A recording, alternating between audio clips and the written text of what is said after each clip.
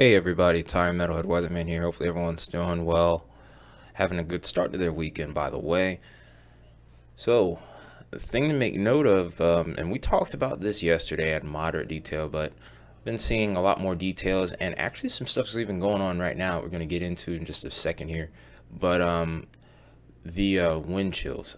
I don't think I've really kind of put it into perspective just how dangerous these wind chills could be, and also it's been so bad they even had to postpone a football game over towards western New York right now, towards Buffalo, because they had a lake effect snow ban. We talked about this briefly in a couple of videos leading up to the last winter event, but here's that lake effect snow ban setting up right here, right now. But visibility was so low, actually, that the playoff game that they had going on here, they actually had to postpone it until tomorrow. So you're out here towards Buffalo, and this is actually going to be setting up over towards Rochester and maybe even the areas a little further off to the south and east here. That, with the wind advisory in effect, could even create local blizzard conditions, if you will. So this is an area of interest, of course, and an area that I would highly dissuade travel at. So with that in mind, just if you happen to live over towards Buffalo and you see this video, definitely make sure that you're staying in for the night. This will pass over pretty quick. This isn't going to be a long duration event, but you can see it clearly. The snow bands that are coming off of Lake Michigan, heading onto Lake Erie, and just continually causing problems over this region tonight. And we're seeing heavy snow as a result of that. So that being said, let's go ahead and dive a little bit further into the forecast here. All right, so here we are taking a look at the forecast models once again. Been a few changes since we last made a little video about the storm systems ahead here. We're not going to actually go into the full length of these model runs here. We're really going to be going into the course of the next week, so about 168 hours typically. Might go a little bit past it, but mainly what I'm putting the most emphasis on is what's possible within the next week here. So not too much has changed here. There have been some changes mainly to the forecast track. But here is our next storm system rolling in here. It's a little clipper system. So with this, we're not going to see a huge snowstorm out of this, but this is going to help kind of solidify that cold air that's already rushing in.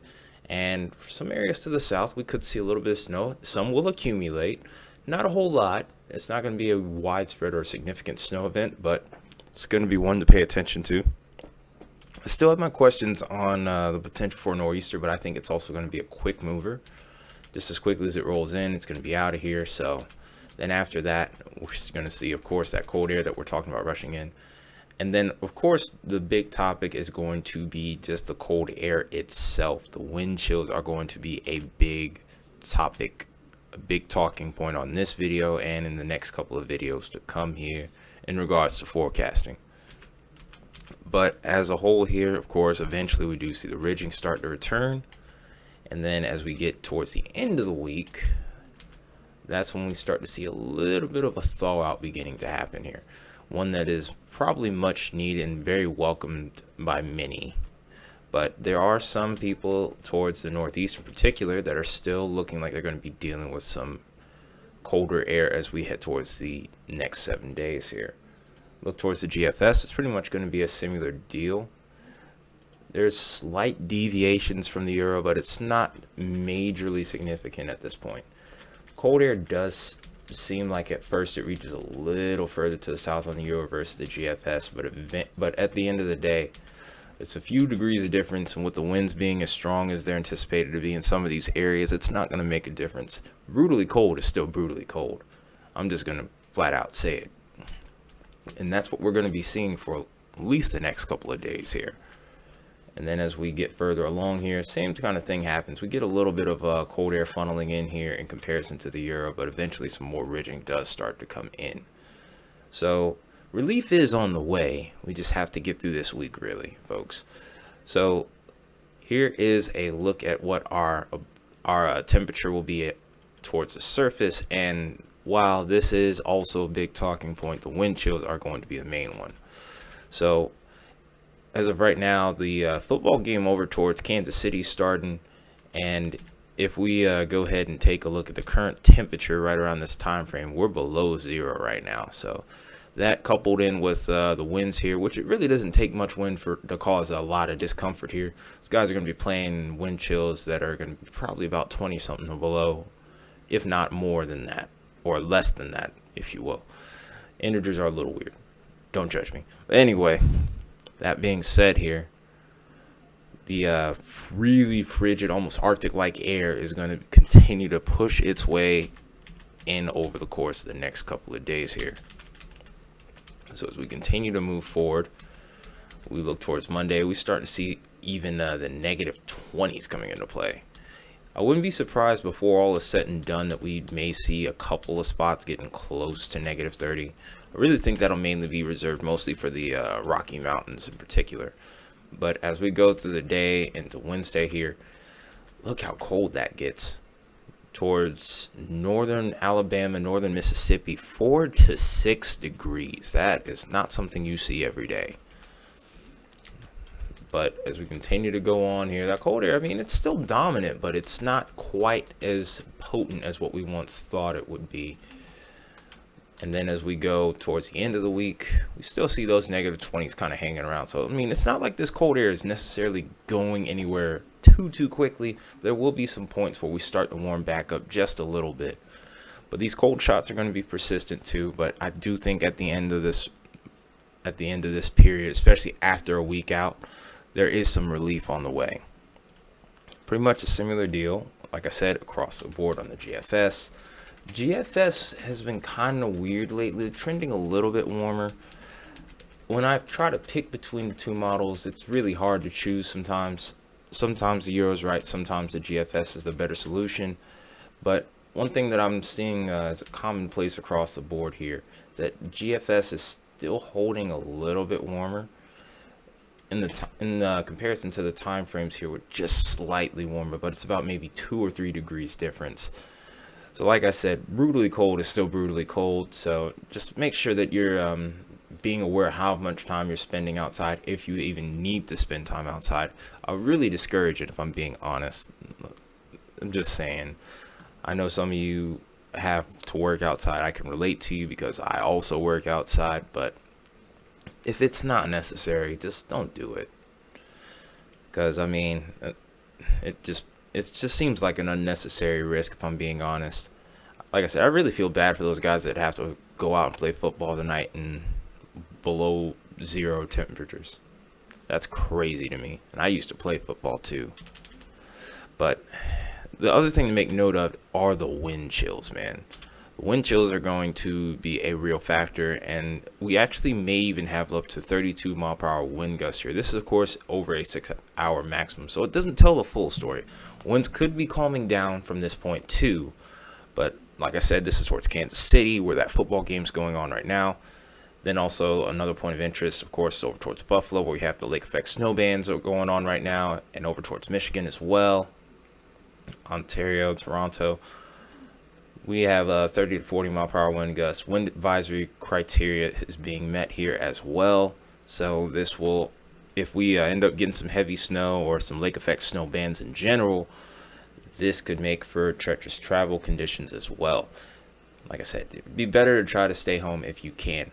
No point in trying to risk your own skin just to probably end up being stuck outside regardless. So that being said, if you can if you have every reason to stay inside, if you don't have a reason to go out, don't do it. I'm just urging you just in interest of your safety, if anything. Not trying to tell you what to do, but still, fact of the matter is, it's going to be downright brutal out here for the next day or so. Then after that, winds are still going to be a factor, but not quite as bad. We do start to see a little bit of relief there. Then that next system starts to emerge on the end of the week here, and that's what's going to become a point of interest. And eventually we start to see the winds start to return, although not quite as strong as this last system. This last system was a freak of nature, basically, figuratively and literally, as far as the wind gusts are concerned. We make our comparison with the GFS. This is more so proportionate to the exact time frame that we're looking at, more so than the 6-hour maximum here. fact of the matter is, though, winds are still going to be pretty high at this point. Still seeing a lot of congruency between the two models here. 30 mile per hour gust towards Kansas City, and then 40 plus mile per hour gust, if not higher, over towards western New York here. So, like I said, not ideal conditions to be out in for sure.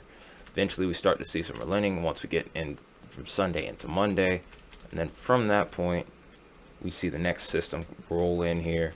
Winds, of course, not quite as strong, but still would become a problem with the cold air already set in place. And we're pretty much going to see this trend persist throughout a large portion of the week here. So here we go. This is the low temperatures. This is when we're going to be looking at the coldest temperatures possible here. So this is when you need to kind of be ready to be bracing yourselves. Make sure you have that fireplace ready to go. It's going to be pretty frigid here. There are those negative 30s that I was talking about, and wind chills in particular. Like I said, most of that is reserved to the Rockies, but as time goes on, we will see some of that try to push a little further off to the east here. Those below zero wind chills are not something to mess with. Frostbite can occur within a matter of minutes. So, like I said, this is not something to play with at all. So, overall, as we go through a large chunk of the week, like I said, the cold air is going to be so persistent. And it's honestly crazy to think about here. And even then, like I said, we could even see below zero temperatures or low temperatures, and maybe even wind chill temperatures. Maybe even making their way into the Ohio Valley, maybe even the Tennessee Valley possibly. We're getting real close to zero here on this frame right here, actually. Right towards the end of the week. And then it's pretty much the same thing on the GFS. Slightly warmer, but like I said, about a couple degrees difference. Not really a whole lot different here. I would feel a little better if it was showing a stark difference. But for the most part, it's kind of maintaining its congruency with the euro here, unfortunately. So, hate to be the bearer of bad news, but if wherever you are across the country, unless you're towards the southwest, it's going to be pretty frigid for most of you. Maybe out west it's a little bit warmer, but outside of unless you're in but anywhere from the Rocky Mountains off to the east here, it's going to be cold. It's going to definitely feel colder than you would like for it to be. And really me too, if I'm being honest. Because like I said, I have to work in this. So, help. That being said, here are our wind chills. And this is when the numbers get really scary. Seeing wind chills of negative 48 over here on the Nebraska-Iowa line here. That's crazy to think about. That frostbite would literally occur in probably about 5 minutes with wind chills like that. And that's pretty much going to be prevalent throughout a large chunk of the week. We do start to see a little bit of a break here, although we're still pretty much remaining below zero.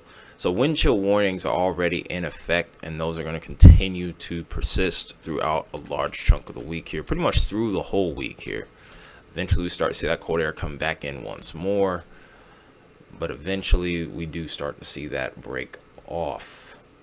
So this is looking at the GFS. We're seeing pretty much a similar deal here. Slightly warmer, like I said, but not going to feel much better. Regardless of which of the two scenarios play out here, just make sure that you're staying warm, please. We don't want to hear about anyone being not making it back to their families or passing away in the middle of this. Just gonna downright say it. So like I said, the main thing to talk about throughout the course of this next week is really going to be the cold weather. Like I said, some southern snow is possible to the early part of this week, but I wouldn't expect too much in the way of accumulation. So to continue to go forward here into the next week, like I said, really we have a lot of these clipper systems coming in. They're not going to really hold up too well. No really strong upper level or mid-level systems that are going to help really spark things off here at this point. So as we continue to go forward here, chance for southern snow on the end of the week here. That's become a little bit more questionable.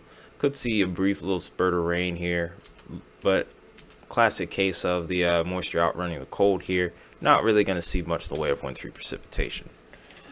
If we had some leftover moisture, we could be talking a different story for next week, but it just doesn't look like that's meant to be.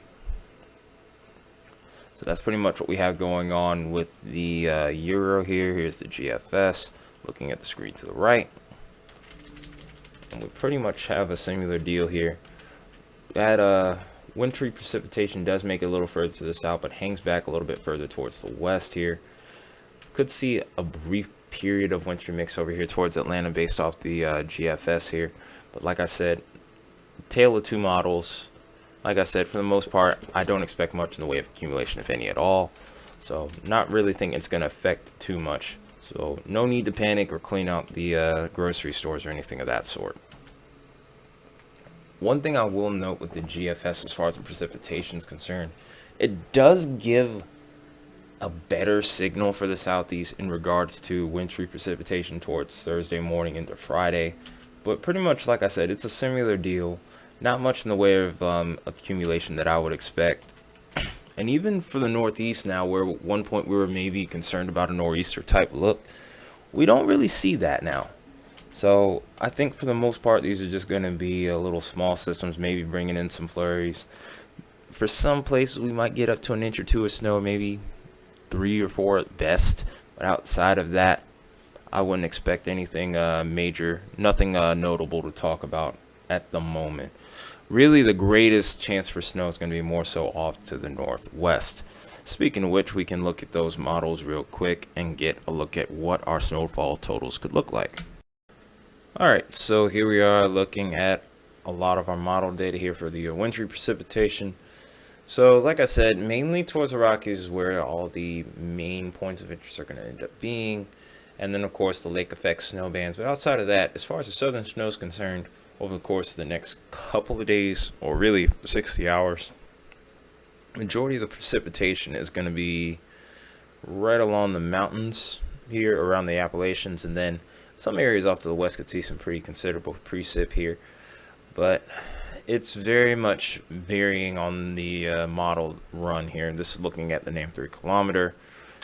You switch over to the British models here, slightly more aggressive, a little further off to the south, but I'm not really putting a lot of merit into these because it looks like the track of that low pressure that's trying to form is really going to push further to the north here and kind of race off a little bit to the east, a little too quickly to drop snow like this. However, I will actually say that there is a certain band that will there's a certain type of band, and I can't think of the name right now. My brain's kind of drawn blank. But there is a type of weather band that ends up with being a thing with some of these clipper systems that could drop some slightly heavier snow, maybe even at times snowfall rates up to about an inch an hour. I don't necessarily see evidence of that being there, but if that does end up occurring, maybe this could be a valid run here. But I'm not entirely sold with this one, I'll put it that way. But across the board here, and it's interesting to note that the Euro is actually pushing a little bit further to the south with this snow band here, maybe looking at northern Mississippi, Alabama, in parts of Arkansas getting into the action here. Not uncommon for Arkansas, but a little bit more uncommon a little further off to the east here. And then on top of that, areas a little further to the north here may not get as much.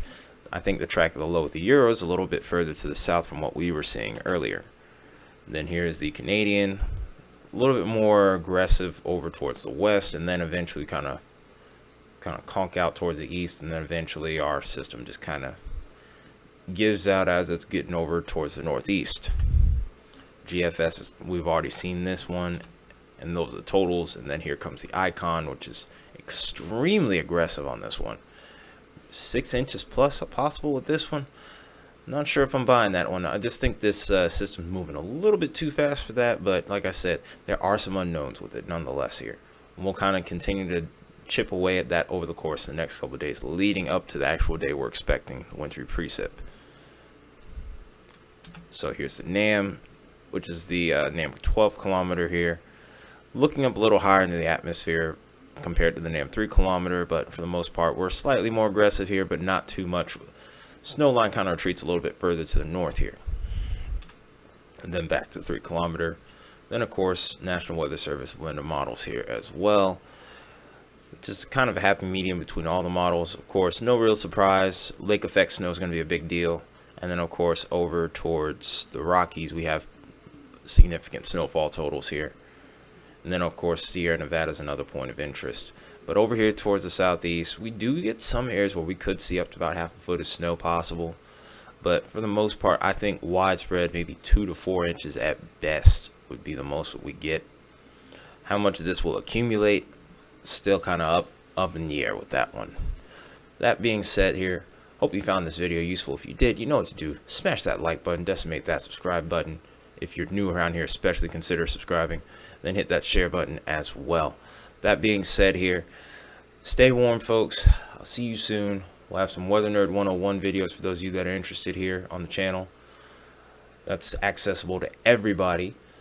But that being said here, it's been Time Metalhead Weatherman. I will see you guys in the next video.